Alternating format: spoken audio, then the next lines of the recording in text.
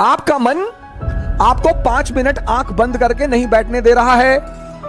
5 बातें तो बिल्कुल जीवन में छोड़ दीजिए आप। हारना जीतना एक अलग चीज है, ये तो गेम है, कोई हारा कोई जीता। अंतिम यात्रा सबकी सेम होती है, सबकी। जिसके पास ताकत नहीं होगी उसके पास उत्साह नहीं होगा। इन चीजों को छोड़ दीजिए सर। एक मेरे मित्र ने मुझे फोन किया, बोले सर ये बताइए कि मेरे अंदर उत्साह की कमी क्यों है। मैंने कहा मैं बताता हूं। मैंने कहा बाली का नाम सुना है? बाली का, सुग्रीव का भाई बाली। बोले हाँ। मैंने कहा उसके अंदर उत्साह की कमी है? बोले नहीं, उसमें तो बहुत उत्साह है। हमने कहा अच्छा, रावण में उत्साह की कमी है? भगवान से लड़ गया आदमी। हारना जीतना एक अलग चीज है, ये तो गेम है, कोई हारा कोई जीता, ये तो गेम है सर। अंतिम यात्रा सबकी सेम होती है, सबकी। किसी को सोने में लिटाकर दफन नहीं किया। कुछ राजघरानों में कभी परंपरा हुआ करती थी, चोलों में होती थी, इजिप्ट में फेरोज में होती थी, लेकिन वो परंपराएं थी कि मृत्यु के बाद लोग अगले जो जीवन है वहां इन चीजों को इस्तेमाल करेंगे, इसलिए परंपरा थी। वरना अंतिम यात्रा वो चाहे धन कुबेर हो या रिक्शा वाला हो, किसी की सबकी बराबर है सर। जन्म और मृत्यु बराबर, बार बार ये बात कहता हूं, दोनों बराबर है। अब इनका उत्साह क्यों है? इनके उत्साह की एक बड़ी सिंपल वजह है जिस पर आप ध्यान नहीं देते, और वो है इनके पास ताकत है। जिसके पास ताकत नहीं होगी उसके पास उत्साह नहीं होगा। कौन सी ताकत? मन की ताकत। कौन सी ताकत? शरीर की ताकत। ये दोनों जरूरी। मन की ताकत कैसे बढ़ेगी? ध्यान करने से।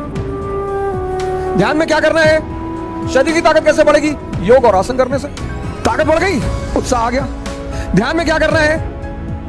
5 बातें तो बिल्कुल जीवन में छोड़ दीजिए आप। एक बार एक राजकुमार बुद्ध के शरण में आया और उसने बुद्ध से कहा कि आप बार बार कहते हो ध्यान करो ध्यान करो ध्यान करो, हम आंख बंद करके बैठते हैं और हम 5 मिनट नहीं बैठ पाते। क्या सोचो?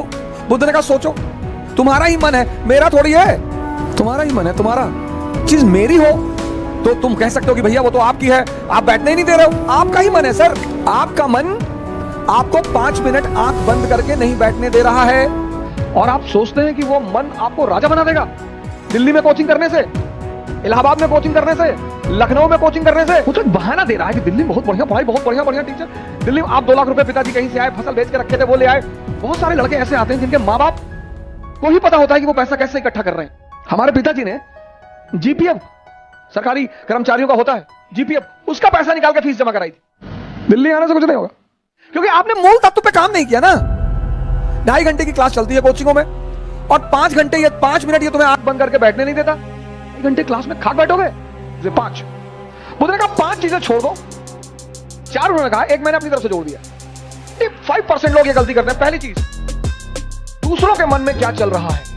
सर अपने मन में तो आप देख ही नहीं पाते, दूसरे के मन में। ये एक ऐसी चीज है जो लोगों को बेचैन रखती है।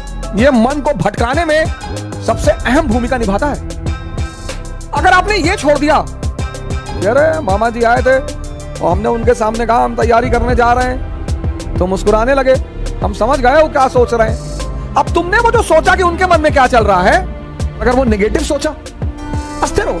आज की डेट में 95% लोग इस कंट्री में सिर्फ इसलिए परेशान हैं क्योंकि उनको पता है दूसरे के मन में क्या चल रहा है। सिर्फ ये देखो कि तुम्हारे मन में क्या चल रहा है। 95% लोग हैं, अरे हम जानते हैं तुम्हारे मन में क्या चल रहा है। सारे स्टूडेंट आज मैं 6 बजे शाम को एक वेबिनार ले रहा था कि मेरे घर वाले, एक खान साहब थे, उन्होंने हमसे कहा कि मेरे घर वाले समझ ही नहीं पा रहे हम क्या करना चाहते हैं। भैया ये तुम्हारे घर वाले नहीं, सबके।